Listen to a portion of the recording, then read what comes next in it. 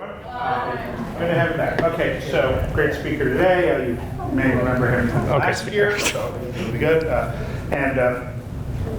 Just a reminder, this program, this series is brought to you by the topics are from the Foreign Policy Association, and it is sponsored by the local chapter of the League of Women Voters and the American Association of University Women. And so our speaker today is Cullen Davis. Cullen Davis is a professor of economics at Tyler Junior College. He has a background in Chinese Mandarin as a Chinese Mandarin linguist for the Air Force. Social distancing here? John, sit down. From 2011 to 2017, so perhaps he can offer some insight into our current balloon wars as we're in China during the Q&A. During his tour, he held the position of Target Senior Analyst at the National Security Agency in Hawaii, where he directed scores of service members in target research and analysis. As a senior analyst, Mr. Davis was responsible for leadership briefing and interagency coordination in support of top intelligence priorities. In this position, his work has been influential to strategic decision-making, and he's briefed at the highest levels in the U.S. government. So he's got the security background, he's got the economics background, so who better to present to you on economic warfare than Cullen Davis? There may be a few better. Thank you. Thank you. Well, get close to the mic. Well, I'll try to project here, see how that works. Yeah, I'm glad to be back here again. It's a lot of fun. This one's I guess a precarious sort of topic here, economic warfare. It's I'm going to leave back in. It's a little bit different. Mostly for the fact of it's very vague. And so I've got kind of a working definition here that I'm going to use for what I'm going to call economic warfare. It's generally kinetic or non-kinetic actions between belligerents targeting systems of production and allocation of resources. I should probably put that in there. For the purpose of affecting political outcomes, right? So I'm kind of mixing together here, what is a war, right? What is warfare? And how do we have economic interactions with warfare involved? And economic warfare is going to be largely sort of what we call gray zone. So for the most part, it's not generally very kinetic. You don't see a lot of bombs dropping and stuff like that with economic warfare, though that's certainly a part of it in some cases. And a lot of times, especially recently, I say recently, in like the last 50 years, there's been more of a move away from direct kinetic type warfare actions to more of these economic type warfare actions. For the fact that you can affect outcomes without having to necessarily involve your forces, right? Because people don't want to send their sons and daughters off to go fight in the war, right? And so it's certainly become a rather largely used tool, and there's something there. So some examples of economic warfare. We have overt examples, which generally involve things like travel restrictions, export controls, forced technology transfer, blockades, and occasionally sabotage, right? Where you're, in the, and there's, I guess there's a lot of different types of things these happen here.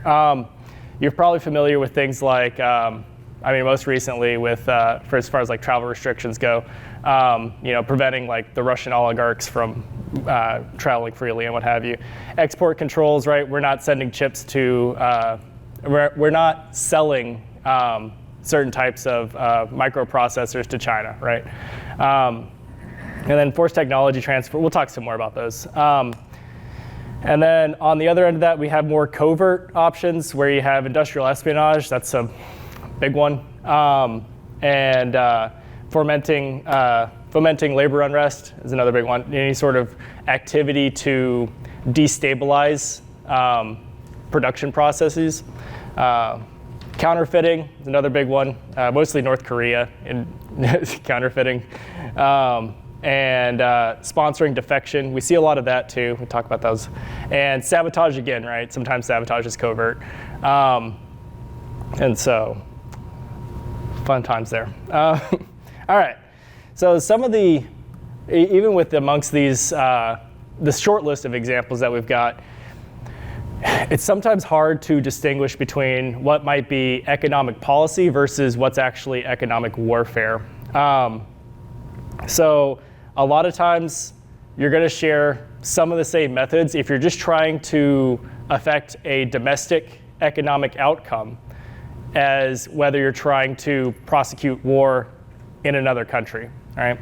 And so it can be difficult from looking at the action what the intended goal is, right? And part of our definition here involves some sort of knowing what the goal is, right? And some economic policies that certainly come to mind that certainly look a lot like economic warfare are going to be things like mercantilism, right? The beggar thy neighbor policies from centuries ago, right?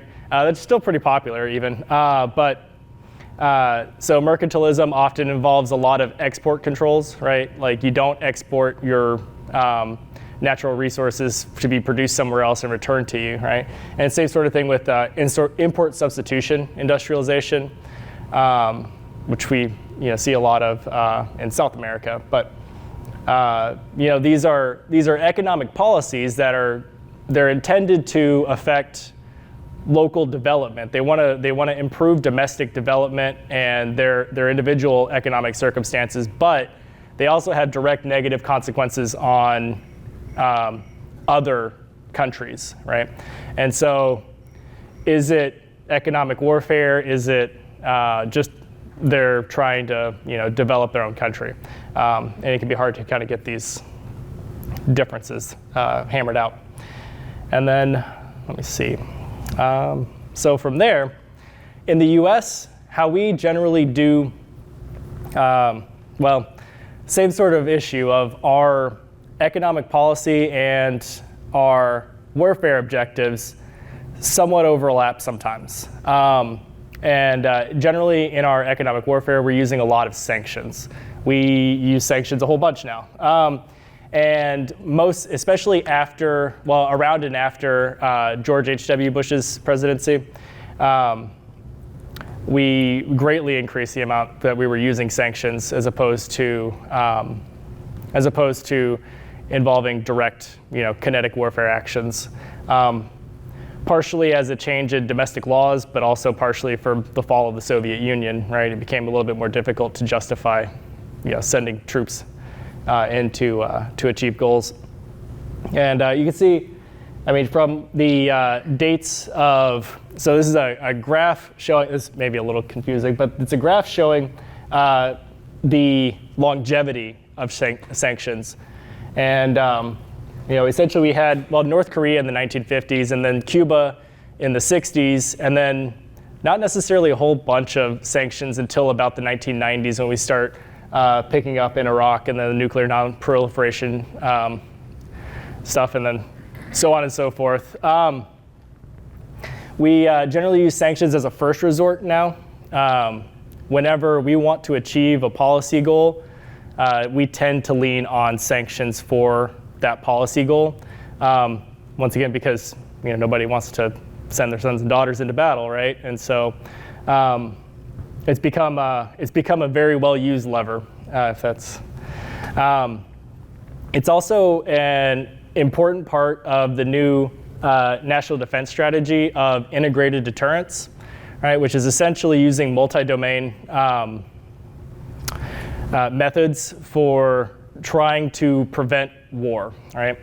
And that includes a lot of different things, but one of the big parts is the ability to levy sanctions on foreign countries, and then being able to get our, allied countries to also help impose those same sanctions. And then apart from sanctions, the other one we do a lot of leveraging of international organizations like the IMF and WTO to try to essentially, whenever there is a bad actor, right, either denying credit to them, right, through IMF so that they can't, continue to be bad actors, at least with our money, or with WTO to try to impose, differential trade agreements, I'll say.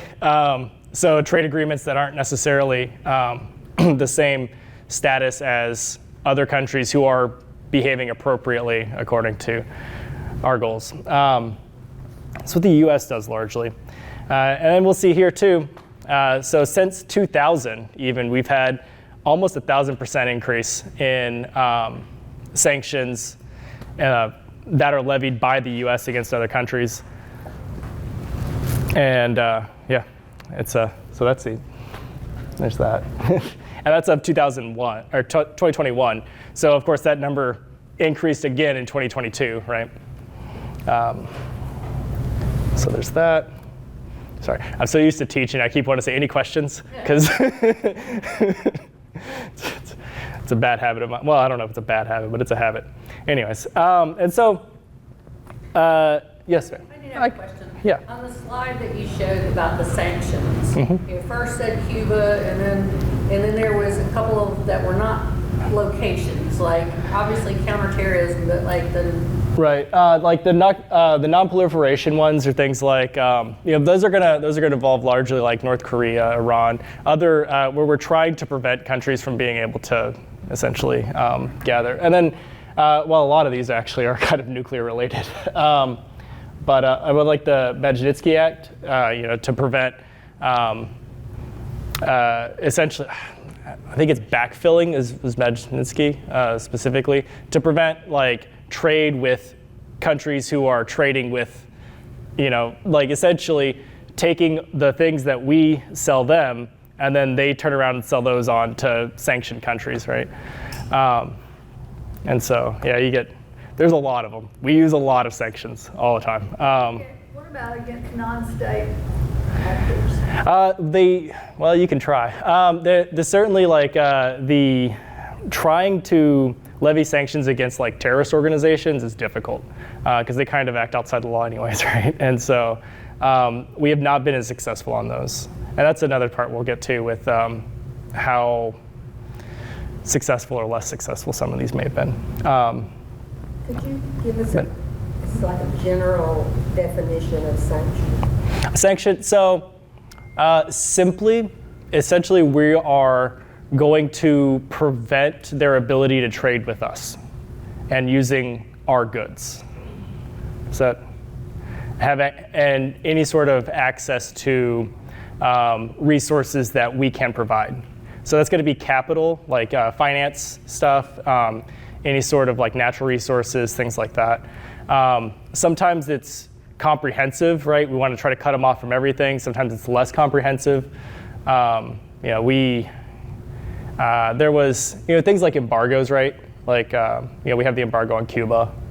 I think we still do. And, it was, we basically was like everything, right? Like you couldn't trade with Cuba. And there's some that's more or less.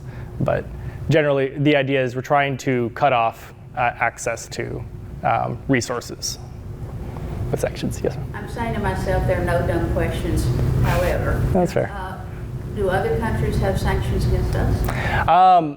Yes, but I mean, we don't really care.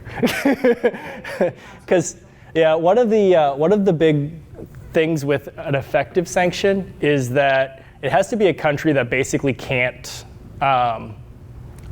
do things for itself. So like, the US has so many resources and we have so many allies and so many people depend on us, right? That a lot of these countries that would sanction the US, like, doesn't matter. We already have sanctions on them anyway, so They're cutting their own throat. it's kind of, sort of thing. And to a lot of them too, we already have sanctions on them, so it's a wash. Political statement. Yeah, it's at that point. For it's kind of at that point it would be more of a political statement for them to tell their people this is, Standing up. all right. All right. And so the way that the Chinese tend to use economic warfare is very complicated, and the fact that a lot of it is that distinction between what is just economic development policy, they're trying to improve their own local economy versus what is actually in prosecution of some sort of warfare is very, very blurred. They use a lot of espionage and forced technology transfer. So, I mean, we had just down in Houston, we had a huge, spy ring that was collecting a bunch of industrial information. And then on the forced technology transfer side of it, so if you want to invest in China, right, you have to have at least 50% ownership that is Chinese for that. So like there are no actually totally American companies building in China. And then they use that to take the technology from those companies and then recreate it. And before I go on, Well, I just wanted a little more clarification on forced technology. I think that's Yes, ma'am. Yes, ma'am. what you said, but so what China is saying is half of the ownership has to be Chinese. Therefore, we know that our knowledge is going to be sucked over. Right. Yeah. In effect, that's pretty much how it happens. Yeah. And then another big thing they do is sponsoring defectors.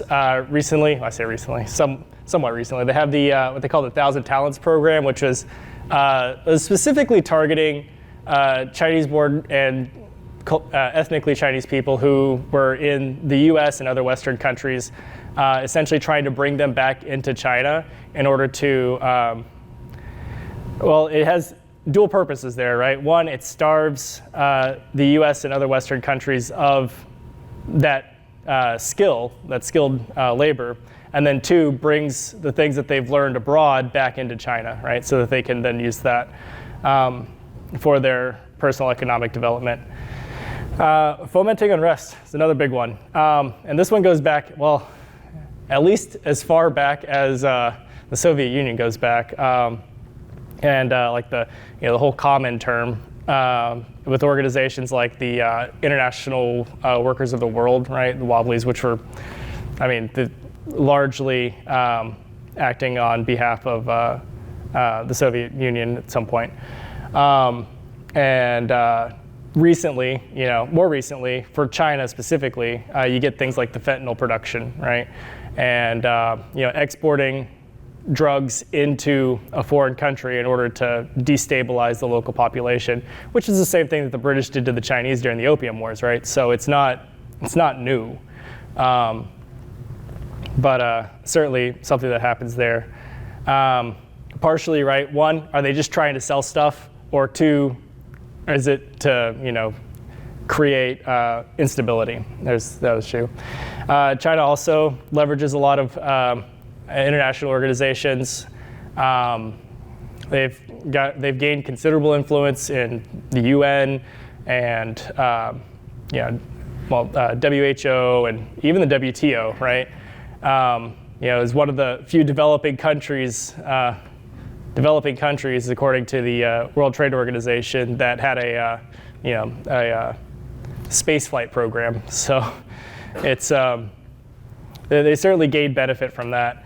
And then they also do a lot of export subsidies, and generally not even necessarily direct subsidies, but one of the bigger ways that China will subsidize exports is through essentially limitless free loans, right? And so they will provide, companies loans ad infinitum in order to have that company be able to produce and sell at a lower cost across the world, right? And then that ends up pulling jobs and what have you. And so creates distortions in the market. And that, is it just trying to locally develop? Is it an attempt to destabilize production elsewhere, right? It's hard to really be able to make a strong distinction there.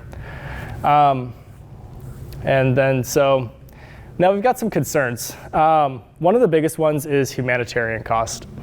And because economic policy, essentially drives to the point of you are targeting civilian populations at that point, right? And whenever you lose economic development, you don't have, things like clean water, available food, hospitals, schools, right? This sort of stuff. And that all impacts individuals, right? And may or may not have any effect on the actual government, right? And may or may not have any effect on the military forces there. We see a lot of places where, sanctions end up fortifying, or like where bad situations, right? People starving, people not having access to healthcare, leads to stronger support or a more, I'm going to say a stronger support or a more entrenched government there that's not doing what we want them to do, right? And the other part too with the humanitarian costs is that often, so if you have a situation where food stops being available, right? If you think like in the wake of the Great Leap Forward in China, right? You get millions of people dead, and it happens quickly. And so there is a very real concern there. For the U.S. specifically with domestic policy and the politics around that, is that this ability to use sanctions sanctions and other means of economic warfare in the process of prosecuting war, we have essentially given the executive a lot of power to be able to do this unilaterally, right? And we've already got an issue with, wars not being voted on in Congress as they should be, right? As according to the Constitution. And so this just further increases that ability to prosecute war without having a declaration of war, right? And then this gets compounded even further whenever it's covert action, right? And we don't have the oversight is even further removed from what's happening there. Another part here is going to undermine any sort of trade relationships going into the future, right? As you use sanctions to try to punish people you don't like, then going forward, other people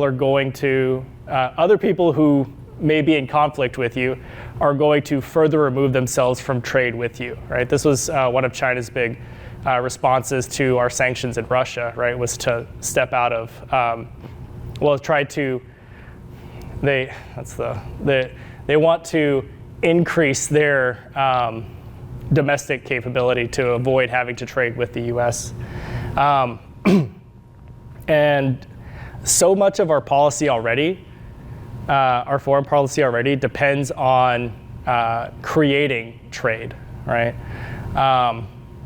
Some people talk about the McDonald's peace theory, right? Countries that have a McDonald's let them don't go to war with each other, but that's kind of fallen through a little bit recently. But for the most part, it still holds pretty true. And there's also the idea that if you have two countries that are heavily reliant on each other, they don't really want to attack each other because they need the other one to survive, right? And so that reduces, it's intended to reduce conflict. But if you're using sanctions, then people know that you're going to use sanctions, and they want to try to avoid the negative consequences of those sanctions by essentially removing themselves from trade with you.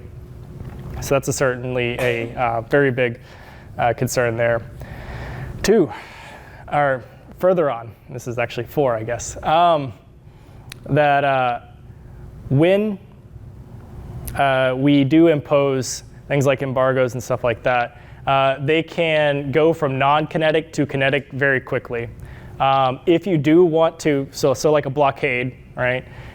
You can put boats out there, but if somebody decides they're going to go through the blockade, then you have to shoot them or let them go, right? And so that turns kinetic very quickly. We had the same sort of situation with, in the lead up to World War II, right? We had an embargo on Japan, and it was pretty vast embargo, pretty much everything but like oil at that point. And that was used as further justification to attack Pearl Harbor, right? And so, these sort of actions can provoke or even justify already decided actions later on. And then The last of the concerns listed here is going to be there's not really a whole lot of apparent effectiveness of sanctions, right? We've had sanctions on North Korea and China, or not China, on North Korea and Cuba for the last, I guess, 60, 70 years, yeah. And well, they're still commies, right? So there's that concern there. They certainly don't work very well against terrorist organizations. They find other means of funding, especially whenever they can receive funding from countries that you already have sanctions on anyways, like Iran, so they don't worry about more sanctions. And I think there was the numbers had like some 30% have proven effective so far, which is kind of low. But there's also it's hard to measure, right? Because the threat of sanctions may also prevent people from behaving badly. And so that probably is going to increase the effectiveness rate of sanctions there. And certainly what we saw is that the threat of sanctions in our integrated deterrence framework against Russia and their actions in general, right? The eventual war that became, Russia's been fighting in Ukraine since 2015, 2016, I believe, somewhere in there. Maybe even earlier than that, 2014? I can't. 14. Yeah, 14. We, in the lead up to the further invasion, I don't know, we were certainly posturing with the sanction you. We brought out our integrated deterrence at this point, and clearly didn't have much of an effect, right? And then we've continued to sanction and increase those sanctions, and it's just not really, it's not deterring Russia at any point, right? They're still continuing their war. And so there is a real question about how effective have they ever been? And then two, how effective are they going to be going into the future, especially whenever we get, these larger countries like Russia and China that we're involved with, how much are they really going to care, right? Because at some point, right, like I said, we don't really care whenever people sanction us because it doesn't really hurt us much. But I'm sure that Russia and China are soon going to be on the same, we don't really care anymore. And so it's a very, very muddled sort of world there, right? It's hard to be able to. There's not a clear winning condition, I guess, is the issue there, right? Because if you take a country's capital by force, you very clearly won. If you say we're going to impose sanctions until you prove your behavior, and they can easily skirt the sanctions, they can say, well, we'll agree to that and we'll do what you want us to, and then as soon as the sanctions are lifted, they just go right back to doing what they were doing anyways. And so it's hard to, I guess, be able to really say, well, this was an effective action, and this is necessarily going to be effective in the future. But yeah, any questions there? Yeah, I've got a question. Yeah. Are you suggesting that China, the state of China, produces fentanyl and exports it, or is it private individuals in China that does it? Certainly there is fentanyl being produced in China and exported around the world, really, but primarily to the U.S. Now, who's involved with this? Hard to say. China has very strict drug laws, and they prosecute them very heavily. Like if you have something as simple as marijuana in China, that's a death penalty, right? So it's hard to imagine that the state isn't somewhat sanctioning. The production. Well, sanction. It's funny. Sanction's one of those words that means two different things. That China isn't somewhat supportive, I guess, of the production, right? But it's a pharmaceutical drug that's used in hospitals and surgery. Right. Yeah. There are different types of fentanyl too. So China's had, they have had mixed, what's the word I'm looking for? Mixed enforcement on fentanyl. So some types of fentanyl they will enforce against, other types they won't. But certainly a lot of the fentanyl coming to the U.S. is from China.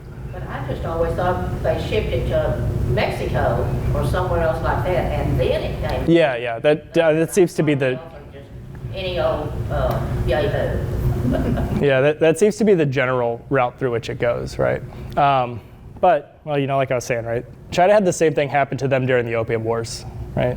The UK was, England was, shipping opium, forcibly shipping opium into China in order to create unrest there, right? And I'm not even going to say that it's necessarily to create unrest or anything like that, right? Because it still makes money, right? And that's an incentive on its own, right? So.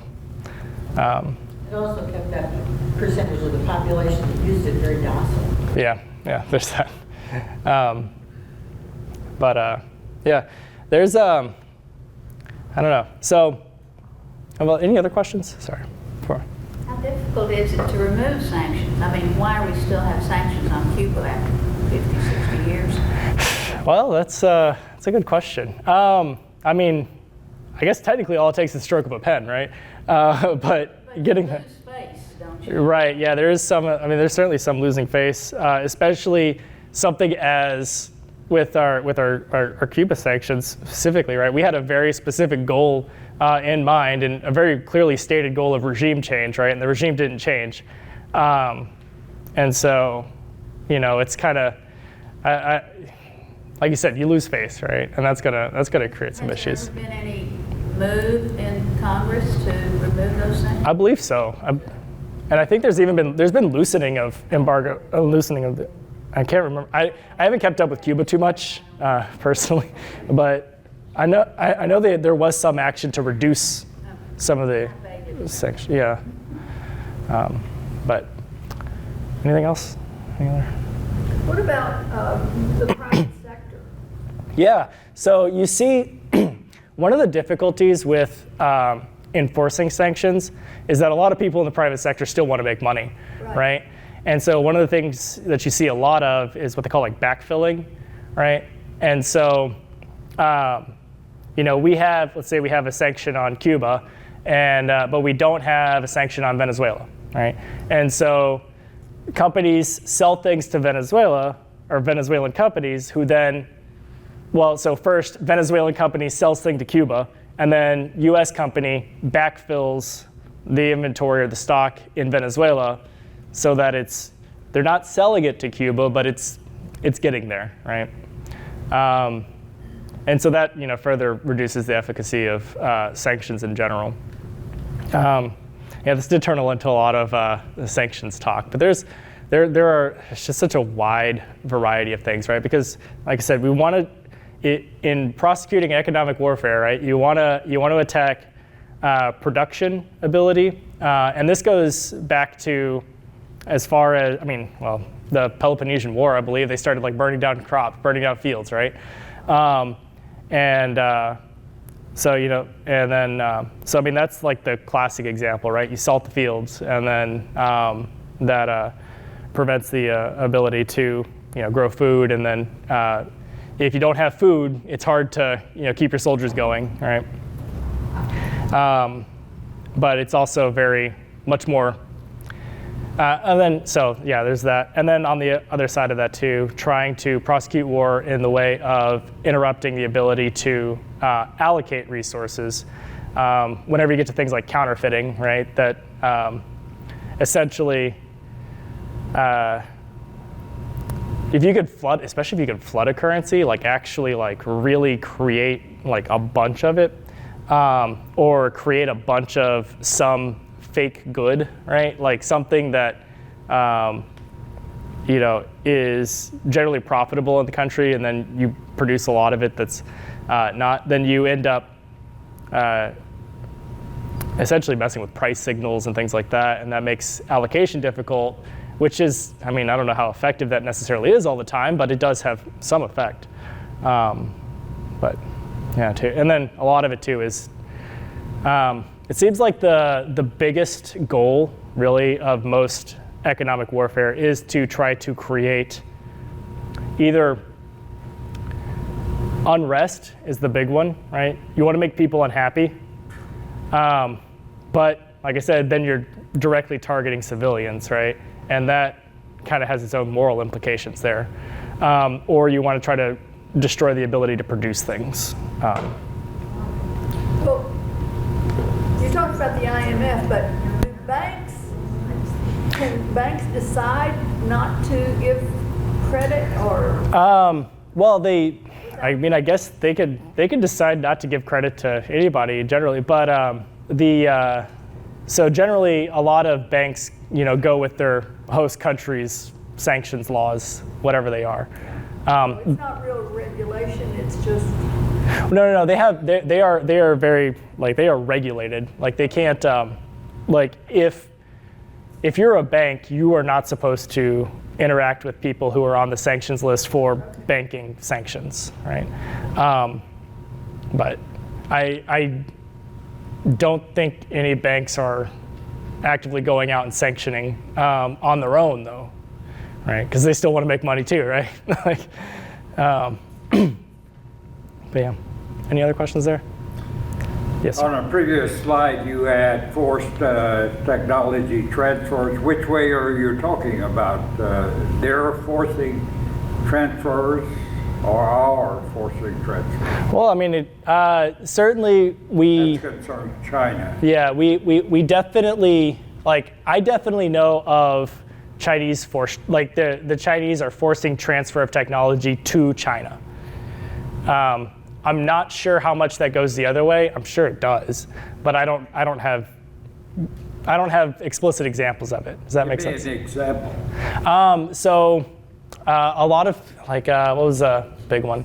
Yeah, they're trying to do microchips is a big one. So the production technology for producing microchips. A lot of engines, especially airplane engines, that sort of thing, because China hasn't been able. Well, they really weren't able to domestically develop an airplane engine, so that's some of the forced transfer there. That's a cutoff of transfer. I'm sorry, you mean? And the chip specifically. So that's part of the reason why we cut off our, we have sanctioned chips to China, right? To avoid them being able to gain the technology to produce them themselves. Does that make sense? Hopefully. Reverse engineering? Well, there's that too, right? I mean, a lot of times it's they have the documents because they have forced the company to provide those documents, right? And so that's Yeah. So the United States can tell Intel they can't sell to China certain things. Can they tell Taiwan Semiconductor to do the same? Well, they could try. Yeah. A lot of times, a lot of our allies, especially Taiwan, will likely try to enforce the same sort of sanctions with regards to China, especially. But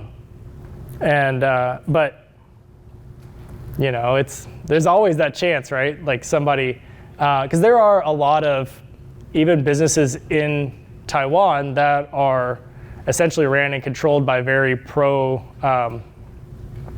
China mainland people. So,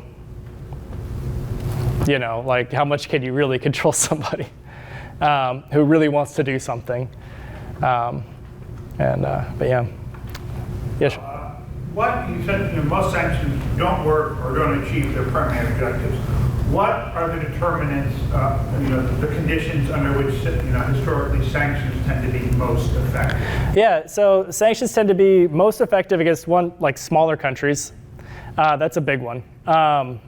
Countries that don't have the ability to essentially domestically manufacture a lot of resources. Like Iran? Well, Iran has a lot of natural resources. So like Iran's going to be a hard one to sanction. It's a pretty big country. They have, there's actually, I think they still are fairly well educated, like worldwide goes. So I mean, like Iran's a hard one to try to sanction. So that's why you see, other things, other methods often being used, often a lot more kinetic methods against Iran. So yeah, small countries. Yeah, that's really like, I guess that kind of wraps up everything, right? Is within small countries, countries that are really dependent on imports and exports, right? I think in the U.S. I forget the numbers now, but imports and exports are not a huge portion of our GDP, right? So we're not super dependent on imports and exports. Like we are, but we're not, if that makes sense. It's, yeah, it's always interesting. But yeah, there's that. Yeah. And yeah, so sorry.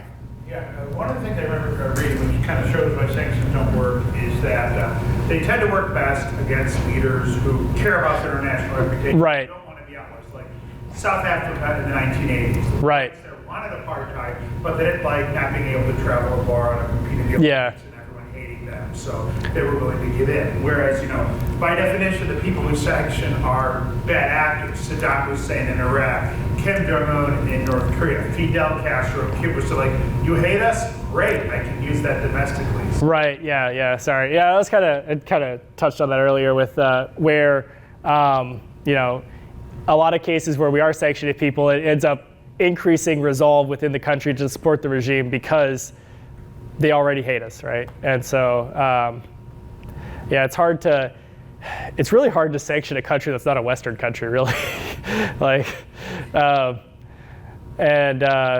Particularly like within the case with what we saw what we've seen in Russia, right, is that it's had like almost no effect. There were a lot of, predictions about how bad everything was going to be in Russia, but it just doesn't seem to be happening, no matter how much sanction we put on them. And then, even, I guess recently they wanted to do a Russian oil price cap, and that just is not, it doesn't work because the oil just ends up going to India, getting refined and then sold to us from India. So it doesn't, it's really hard to, it's not difficult to get around sanctions, and it is difficult to impose sanctions, especially if you don't want to be kinetic about it, right? If you don't want to put boots on the ground, or if you don't want to, start using bombs, right? So why do we keep using sanctions if they're ineffective? It's there. So there is certainly some effectiveness to it, right? And I gotta say too, it's also, so from what we've seen with imposed in sanctions, they're about 30% success rate. However, the threat of sanctions also probably deters a lot of potential bad actors, right? And we can't measure those. So certainly there is some part of it, but then also too, right? I guess just politically, if you impose a sanction, you can say, hey, look, we're doing something, right? Even if it's ineffective, we're doing something, which is, a part of our efforts now against Russia is largely, especially at the beginning, it was sanctions. And then, this is what we're going to do. We're not going to go to war, but we're going to do this. And then eventually we started adding more, like providing weapons and that sort of thing. And that's been, increasing over time. But it certainly gives you this, like, we're doing something, right? We're not just sitting around and let it happen.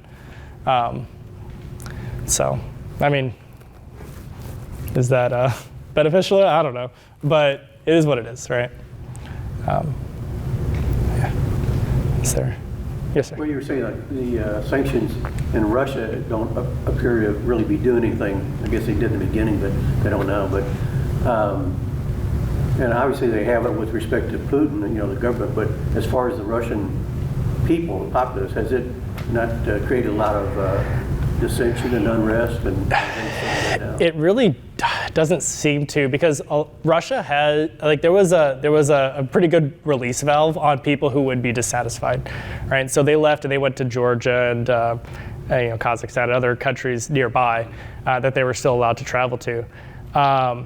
And so a lot of those people are out of the country who would be, who would have a lot of dissent. And then even from, I don't know, from what I've seen, it doesn't really seem like everyday life has even been that much affected. There's certainly things like, you go to McDonald's now and it's something, like they call it something else, right? But it's essentially the same sort of thing. And now maybe, Except for the Army. The military certainly had a much harder time, but yeah, now that might change over time, right? Maybe over a long enough time frame, it does have a real effect. But and two, we have to also realize that China, India, all of those countries there are still going to trade with them, and so. They're not completely cut off, right? But yeah. Any other questions there? I noticed on your resume that you're a Mandarin speaker and linguist. Yes, sir. Would you comment on the Chinese Communist Party leaning against the use of English, teaching English? Oh yeah, they've essentially shut down foreigners teaching English in China. They're not teaching it in the schools. Yeah, well, it's certainly not foreigners. I think, because there used to be a really big program of, especially Westerners, who would go to China, teach English there, but they've pretty much all been kicked out at this point. And that was partially due to some of the COVID stuff, and then other parts with just the general policies of Xi Jinping and his kind of, he's making it's a very nationalist type policy, right? A lot of specifically Han Chinese pride sort of things, and not welcoming to foreigners sort of thing. Yeah, definitely. It seems like they're not teaching as much in any form, but that's hard to measure too, right? But yeah, no, certainly interesting. It definitely speaks to the increased isolationism, or at least the potential for increased isolationism from China. Because, well, one, it's a stated goal of theirs to remove themselves from any sort of dependence on U.S. products. But then further, these things that we were doing to open up to the rest of the world, we're no longer doing, is a bit of a sign, right? And which is almost certainly probably like some sort of consequence of our sanction activity, right? I guess it is concerning in a way, right? Because with any sort of weapons system, right, the more you use it, the less effective it becomes, because your adversaries learn how to adjust to that weapon system. And so the more we're using these sanctions, I would suspect that over time they're going to become even less effective, right? So what that means, I don't know, right? Because what do we fall back on once we don't have those? Well, there will be one gigantic transfer of technology if China invades Taiwan. Yes. Military equipment, chips, all kinds of U.S. sponsored activities will suddenly become Chinese properties. That's a very big concern, yeah. And that's why there's opposition, of course. Right, yeah, and it's interesting because, with that in mind, right, we've started moving to have more of this sort of manufacturing, especially of microchips, right, which was a big part of almost all of our manufacturing microchips was done in Taiwan, and we're starting towards moving those back to the U.S., which I don't know if you're into brinksmanship, right? It does not bode well for Taiwan, right? Because now, well, why would we worry about defending Taiwan? They don't really have anything that's important to us anymore if we don't have the microchips there anymore. So yes. Well, I'm just curious, you say we're moving this microchip technology here, and what I've read, I thought it was a very dirty process as far as the environment is concerned. Why would we and how would we? So yeah, a lot of that is in the actual like extraction of the materials that you use to produce these microchips. I don't know how much we even have of those materials in the U.S. I think a lot of them come from China, honestly, China and Russia. And so that part, like the dirtiest part of it, is still done elsewhere. Because yeah, in Taiwan, that's the actual like etching of the microchips, the creating the little, whatever, I forget what they're called now. The tiny resistors, right, inside the. And in an earlier chapter, it said that Russia was the main source of the natural resource, the rare earth metals, yeah. Earth metals that are used in creating electric cars. Yeah, that's a big concern too, right? Especially like as we want to try to electrify more things, right? And any sort of electricity generation or turning electricity into movement, right, generally relies on magnets, and pretty much all of the materials for making magnets are in China and Russia. And so, we could very seriously be shooting ourselves in the foot there if we, with different types of sanction regimes that prevent any sort of, trade there. Yes, sir. You mentioned earlier on that these sanctions don't work unless you get other countries to abide by them. And in fact, that was, I know that, for the 50s and 60s, American companies could not trade with China, and at least in the 50s were able to keep much of the rest of the capitalist world from doing so. But one of the big reasons that there became a groundswell for ending our ban on trade with China was that by the late 1960s, they were doing most of their trade with Western Europe, with their own allies. So it's like, well, they're getting the stuff, why not do it with their own companies? Right. And I'm wondering, I'd like you to talk about that and the difficulties of there, where we, even countries that are friendly with us will want to trade with our enemies. Right. Yeah. Certainly, whenever you've got a very tempting market like China, of I think at the time it was probably 1.2 billion, and then now it's like 1.4 billion people, and so it's hard to. Well, there's a lot of money to be made there, right? And it's hard to convince everybody else to get on board with your moral aspirations or your political goals, whenever, especially if they don't necessarily agree with those political goals.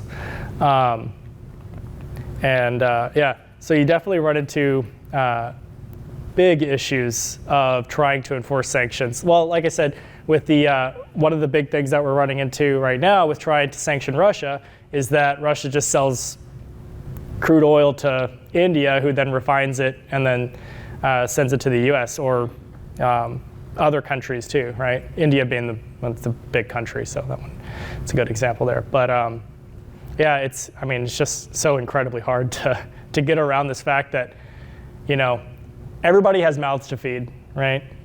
And if there's an opportunity to do that, a lot of people are going to take advantage of it. And so, you get to difficulty there with that. Any other questions? Well, I think that with the American citizenry, they're way less critical of sanctions than they are of actual war. Right. Yeah. And that, like I said too, that's a big part of why we like sanctions so much. We don't necessarily send people into battle there. And And two, that also kind of saves on our resources, right? We don't want to expose the world to all of our weapon systems, right? Because then they know how to fight it. But yeah, interesting. Any other questions there? Oh, thank you. Thank you. Yeah. Thank you very much for that.